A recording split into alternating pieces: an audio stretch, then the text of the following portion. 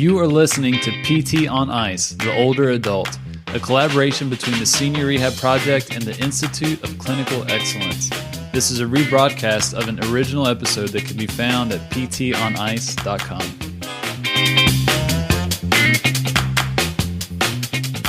Hello, everybody. Christina Previtt here. I am lead faculty for the Modern Management of the Older Adult with my partner in crime, Justin Jones. Today, I wanted to talk a little bit about power versus strength training. We are in week 3 already of the Modern Management of the Older Adult course. And actually, Dustin and I are going to be talking about Old Not Weak at CSM next month. Oh my goodness, I can't believe CSM is already next month.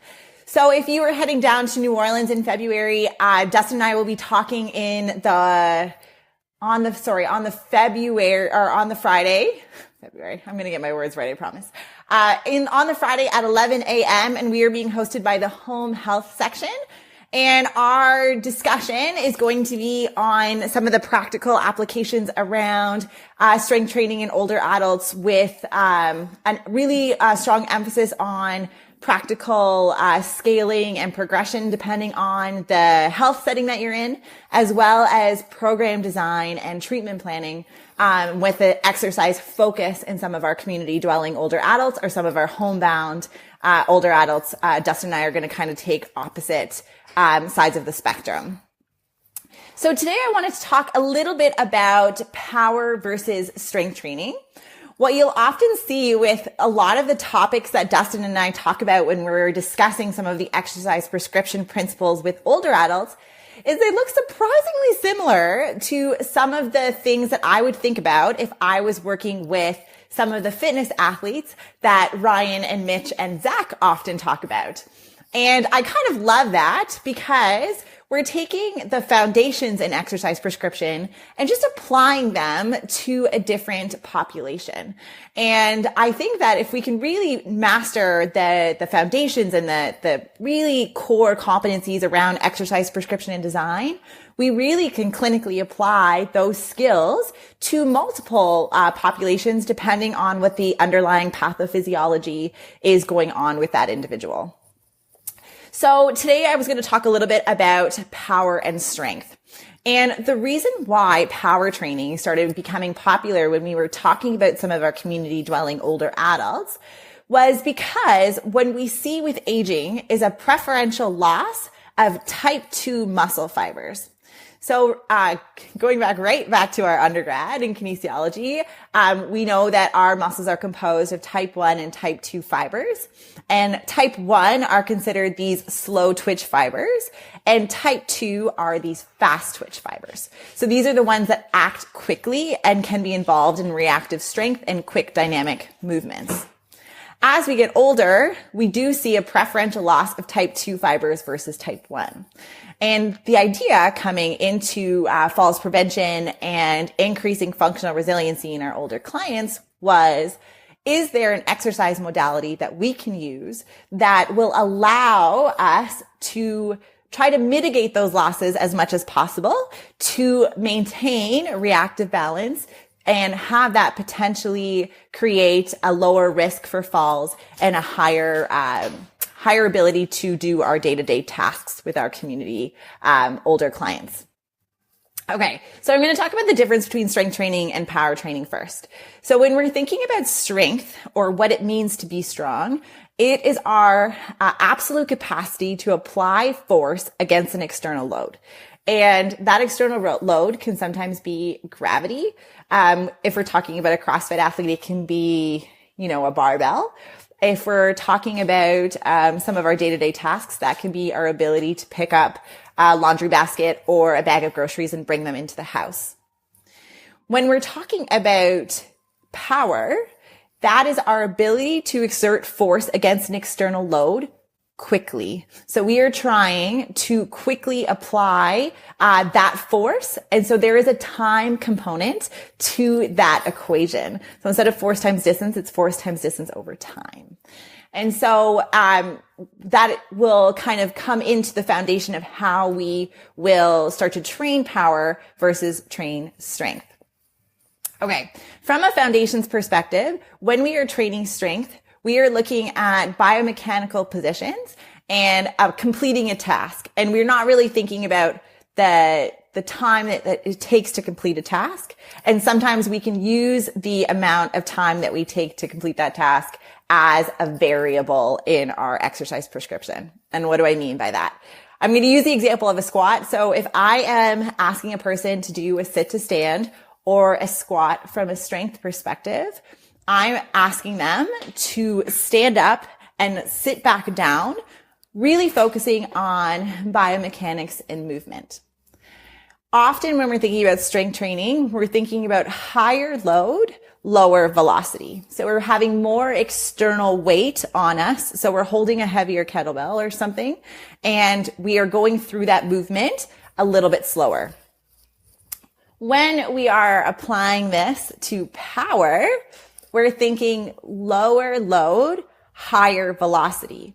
So instead of saying, I want you to squat with as heavy a weight as possible for 5 seconds, it's, I want you to squat with as heavy a weight as possible as quickly as you can until your speed starts to slow down. And so that's what we would do with an older client. So we would have somebody who is competent in the sit to stand and felt safe in their ability to complete that task. And we would say, okay, now Anna, we are going to get you to squat down and stand up as quickly as you can for a set of 5. And that would be more preferentially activating some of those type 2 fibers. There was a recent qualitative study that was looking at the comparison between a high load, low velocity and low velocity, high load on older adults' perceptions of enjoyment of an exercise program on different dimensions around quality of life. And they showed a lot of similarities between the two. A lot of older clients, they liked both. But with the high load, low velocity, there was definitely an added level of fatigue compared to the low load, high velocity. So strength training tended to fatigue some of our older clients for longer.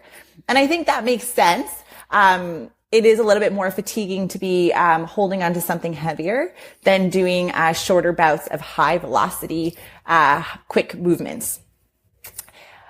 When I'm talking to my older clients and talking to some of my clinicians, one of the things that they always ask us is, okay, so when do I do power training and when do I do strength training? Should I do both? Should I do one always over the other? And of course, it depends on your context. It depends on the amount of space that you have. For example, if I'm in a home health setting and I don't have a ton of weights and my clients will max out on the weights that I have available, power training is another way to continue to develop some of those progressive overload principles and adaptations that I'm looking for while not changing any of the external loading. So it's another way that we can progress. But from a 101 perspective, when I'm thinking about when I'm going to apply a strength training program and when I'm going to apply a power training program, I pretty much think about first teaching the movement. Is the person able to complete whatever movement I'm trying to teach them well under slow speed, under low velocity first? So do they have the proper motor control? For a sit to stand, for example, are they not flopping down onto their chair? Because that's only going to be accentuated if we start adding speed. They're going to flop even more. So do they have the amount of eccentric motor control? Are they maintaining good biomechanics through the concentric and eccentric phase of that movement? And do they feel like they're safe and confident in that movement? And if their answer is yes to all of these things, then we can start differentiating some of the ways that we are progressing this program. So if I see a person twice a week, this is actually kind of similar to the conjugate method, I guess, if we were thinking about some of the comparisons to strength and conditioning. Sometimes I will use a strength-based prescription for day 1. So we'll try and apply when they're fresh, try and add a little bit more weight or add more reps and volume to that session that I'm with them. And then if I see them the next day or a couple of days later in the week, then we did the strength focused session day 1. Then if I see them again day 4, for example, we might do more of a power focused session. So instead of fatiguing them again as they're just starting to recover, especially with our older clients, the recovery tends to be a little bit longer. We're going to be able to get them to still train this movement without the same level of fatigue. So the day 4 movement will get them, doing more sit to stand movements, but lower load, higher velocity.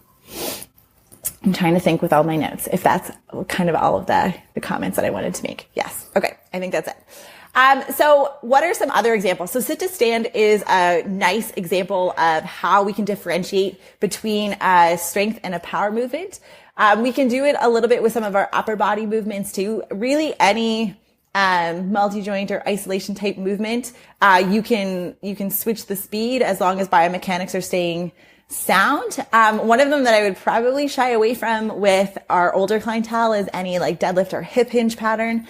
I probably wouldn't get them doing more of a power movement. So I don't have very many of my older clients doing things like power cleans or speed deadlifts, or any sort of accommodating resistance, just because, especially in that hip hinge pattern, I find that trying to really dial in the biomechanics and the motor control of keeping a stable lumbar spine while being able to move through range is a high level skill, and it takes a little bit of time. So I don't usually do the power movements with the hip hinge. But other than that, like some of the things like a glute bridge, which is commonly used as a home exercise program, you can apply an extra weight to the hip, or you can start getting people to do those movements quickly, depending on their level of pain and irritability, if they have any low back pain. So you can get creative with it. I like the, sometimes the power training is really fun because it really mixes things up. It gets your clients a little bit more engaged. My older clients really like it. They tend to tolerate it really well. I'm always looking for biomechanics, and especially with potentially like a knee valgus for anyone with osteoarthritis in the knee or a degenerative meniscus injury. I'm always watching to make sure that they're not irritating something in their knee as they're performing some of these power movements. But it is a nice additional tool that you can use if you're looking for something to change things up and get a little bit more engagement. All right. That is it for today. If you guys have any questions about strength versus power training or any really positive examples of how you've used this in a clinical context, I know that, power training is really talked about in the athletic populations, but I think that we can talk about it in some of our older clients too. All right. Hopefully I will get to meet all of you guys in person at CSM or at the ICE Sampler coming up in April. Dustin and I will be speaking there as well. So hopefully I'll get the chance to meet you all in person soon. Bye, guys. Hit me. Thank you for listening. And if you enjoyed this episode, go to ptonice.com, click on the courses tab, and check out Modern Management of the Older Adult. This is a course that myself and Christina Previtt are going to be teaching. It's 8 weeks, an online format, interactive, and solely focused on helping students change how they practice and how they work with older adults. For more information, just go to ptonice.com. Thanks.